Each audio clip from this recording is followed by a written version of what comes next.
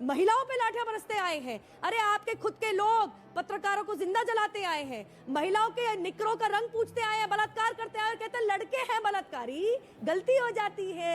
तो चलिए शुरू करते हैं। देखिए अब जो जिन लोगों के खिलाफ अखिलेश ने जिन अक्यूज पर्संस के खिलाफ अखिलेश ने केस वापस लिया, उनके नाम सुन लीजिएगा। यकूब, नासिर हुसैन, मोहम्मद कलीम, सैयद अब्दुल मुबीन, मुख्तार हुसैन, मोहम्मद अली अकबर, अजीजुर रहमान, नौशाद हफीज, नूर इस्लाम, मकसूद जावेद, ताज मोहम्मद, अहमद हसन। वाह क्या सीन है। एक जवान बच्चा था जुवेनाइल, उसका नाम नहीं लिखा हुआ, इम्तियाज अली, मोहम्मद तारिक कासमी, सितारा बेगम, शमीम अहमद, अलाई सरफराज। आगे सुनिएगा। और ये बनारस के जो आपने जो तमाम नाम गिनवाए, उनके अलावा ये नाम गिनवा रही हूं मैं जिनके खिलाफ अखिलेश ने केस वापस लेने के और इनको रिहा करने के ऑर्डर अक्टूबर 31, 2012 में दिए थे। अबे जल्दी बोल, कल सुबह पनवेल निकलना है। अब यहाँ पे इनको इतना दर्द आ गया भैया किसानों के लिए। जब आपने मुरादनगर 2014 के अंदर मुरादनगर में किसानों पे लाठियां बरसाई थी, तब आपका दिल्ली पसीजा था। फतेहपुर 2016 के अंदर जब आपने किसानों के ऊपर लाठियां बरसाई थी, क्यों? स्टेट बैंक ऑफ इंडिया के सामने खड़े थे पैसे विड्रॉ करने के लिए, नवंबर 2016 में, तब आपका दिल्ली पसीजा था।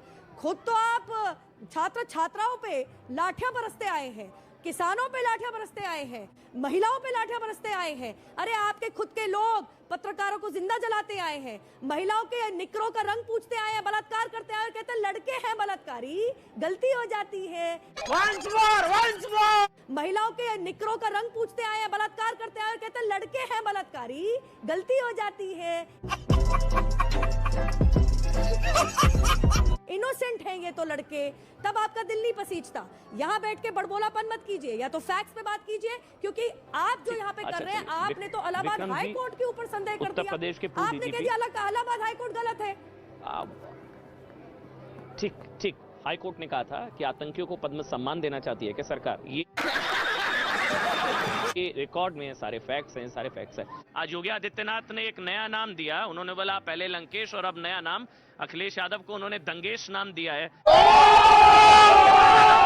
योगी आदित्यनाथ ने राजनीतिक आरोप प्रत्यारोप अपनी जगह, वो सियासी आरोप अपनी जगह, लेकिन ये फैक्ट्स हैं कि केसेस वापस लिए गए, तारीखों के साथ हैं। शमीम अहमद, तारिक आजमी, सितारा बेगम, इम्तियाज अली, खालिद मुजाहिद। मेरे साथ उत्तर प्रदेश के पूर्व डीजीपी हैं विक्रम सिंह, जो शायद बेहतर तरीके से समझा पाएंगे कि क्या विक्रम जी पॉलिटिकल पार्टी इतनी अथॉरिटी होती है कि आतंकियों के केस वापस ले सकती है? गजब बेइज्जती है। फिर कोर्ट इंटरफेयर करती है और कोर्ट सजा सुनाती है। जिसको बचाने की कोशिश की जा रही थी उसको 23 साल की, 20 साल की, 17 साल की सजा होती है। विक्रम सिंह, उत्तर प्रदेश के पूर्व डीजीपी, ध्यान से सुनिएगा। विक्रम जी बोलिए। अमन जी, जितनी भी विवेचनाएं आपने स्पष्ट की अपने वक्तव्य में, इन सब से मेरा नजदीकी का संबंध रहा है और इनका अनुश्रवण और इनका मार्गदर्शन किया गया है। बनारस के लोगों का नमन करते हुए आपने उनकी बात सुनी और जो बात उनकी पीड़ा आपने कही और जो अनकहा छोड़ा उसका आभास मुझे है। उसके बाद मेरे लिए कुछ कहने को बचता नहीं है। फिर भी उनकी पीड़ा को आगे बढ़ाते हुए मैं ये कहूंगा कि इतनी पीड़ा, रक्तपात देखने के उपरांत किस प्रकार आपने अपनी अंतरात्मा को मार के केस वापस लिए, इसका तो उत्तर आपको देना पड़ेगा। जिंदगी हो तो ऐसी हो, जनता आपके जवाब चीख चीख के पूछ रही है। ट्रिपल ब्लास्ट जिनके कि आपने मुकदमे वापस लिए, जिसके बारे में हाईकोर्ट की टिप्पणी जिसपे नूपुर शर्मा जी ने प्रकाश डाला, उसमें 18 लोग मारे गए थे। कहीं भी कोई मरता है, लखीमपुर में 4 मरे, बहुत बुरा हुआ, उसकी भर्त्सना की जाती है, करता हूं। लेकिन ये जो 18 मरे, बनारस में जो 12 मरे, इसके अलावा जो 56 अहमदाबाद मरे, एक एक व्यक्ति का मूल्य है। और केस वापस कैसे? इनको तो ये अंतर तृप्ति होनी चाहिए थी जब आप इनको सजाए मौत दिलाते, जैसा अहमदाबाद कोर्ट ने दिया है। Once more! वाह! लेकिन आपकी उदासीनता कर्तव्य के प्रति और आपकी सत्यालोलुपता यहां तक पहुंच गई कि आपने मुकदमे वापस लेने की। अमन जी, आपने मेरे साथ अन्याय किया है। आपने वो पक्ष नहीं सुनाया जो मेरे ऊपर, ब्रिजलाल के ऊपर, जो तत्कालीन डीजी थे, और एसटीएफ के 40 कमांडो के ऊपर हत्या का मुकदमा, क्योंकि खालिद मुजाहिद लू खा के मर गया था, मैं अवकाश प्राप्त कर चुका था। लेकिन संदेश कड़ा था कि आपने हमारे आतंकवादियों की तरफ आंख उठाने का दुस्साहस कैसे किया, तो हत्या का मुकदमा अमन जी हम लोगों के खिलाफ लिखाया गया।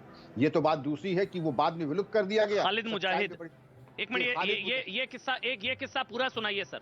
ये किस्सा पूरा सुनाइए। खालिद मुजाहिद, ये जिसका केस वापस लेने की जो मैं नाम ले रहा था, उत्तर प्रदेश के पूर्व डीजीपी विक्रम सिंह, वो आप बीती सुना रहे। सर पूरा किस्सा सुनाइएगा, क्या हुआ था। ऐसे हालात में बेहतर यही है कि वक्त रहते इंसान सतर्क होकर। आपको रोका गया था। जी, ये बात 2013 की ये बात है। मैं अवकाश प्राप्त कर चुका था। ब्रिजलाल मेरे बाद जो पुलिस महानिदेशक थे वो सर्विंग डीजी थे, सिविल डिफेंस में थे, और उन 40 कमांडोज को जिन्होंने खालिद मुजाहिद को गिरफ्तार किया था, उन्होंने, क्योंकि ये कोर्ट जेल से कोर्ट लाया जा रहा था बाराबंकी, लू खा करके ये मर गया लू से, वहां हम में से कोई मौजूद नहीं था, और हम 40 कमांडोज एसटीएफ के, ब्रिजलाल सर्विंग डीजी, मैं रिटायर्ड जी, उनके खिलाफ हत्या का मुकदमा लिखाया गया, इसलिए कि एक संदेश देने के लिए कि हमारे आतंकवादियों की तरफ देखने की कोशिश मत करना। आज तो कौन सी एसटीएफ, कैसा एटीएस, अगर तुमने 2 डीजीपीस के ऊपर तुमने मुकदमा हत्या का लिख दिया, कौन कांस्टेबल, कौन सब इंस्पेक्टर दुस्साहस करेगा अब आतंकवादियों की तरफ छूने की, देखने की। नहीं देखा जा रहा यार, नहीं। ये माना कि आपकी मजबूरी हो सकती है तुष्टीकरण की, मेरी कोई मजबूरी नहीं है, न किसी पुलिसकर्मी की मजबूरी है तुष्टीकरण की। अगर किसी ने राष्ट्र विरोधी तत्व ने देश की तरफ आंख उठाया, हमारे भाई एमएस खान साहब बैठे हैं, मैं उनके जज्बे को सलाम करते हुए आगे बढ़ूंगा और ये बताऊंगा कि देश की तरफ किसी ने आंख उठाई तो 1000 विक्रम सिंह कुर्बान, 1000 ब्रिजलाल कुर्बान, 1000 एसटीएफ के जवान कुर्बान हैं, लेकिन भारत मां की तरफ किसी ने आंख उठाया, एक बार नहीं 1000 बार, उसके विरुद्ध वो कार्रवाई की जाएगी जो कि पहले की है और आगे होती रहेगी। अभी मजा आएगा ना भिड़ो। खत्म, bye bye, tata, goodbye, गया।